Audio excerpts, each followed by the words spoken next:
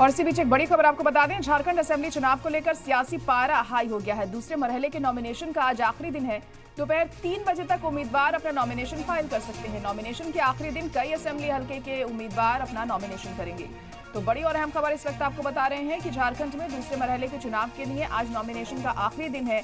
आज तमाम उम्मीदवार अपना नॉमिनेशन फाइल कर सकते हैं। दोपहर 3 बजे तक का वक्त है जब वो अपना नॉमिनेशन फाइल करेंगे।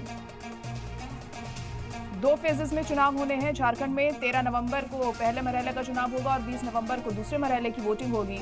और आज दूसरे मरहले के लिए नॉमिनेशन का आखिरी दिन है और इसी के मद्देनजर जो तमाम उम्मीदवार हैं आज अपना नामांकन दर्ज कराएंगे। इसको लेकर खासी तैयारियां भी की गई हैं।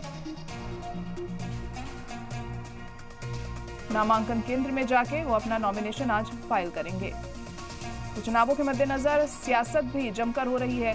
झारखंड में इन दिनों तमाम सियासी दल खुद को मजबूती के साथ पेश करने में कोई कसर नहीं छोड़ रहे हैं। तशहीर का दौर भी लगातार जारी है। लोगों के बीच पहुंचकर खुद को बेहतर साबित करने की जो कवायद है वो भी लगी हुई है तमाम दलों की तरफ से। लेकिन अब आवाम किसे चुनती है और किसकी बातों का असर आवाम पर ज्यादा होता है, ये तो नतीजों के बाद ही साफ होगा।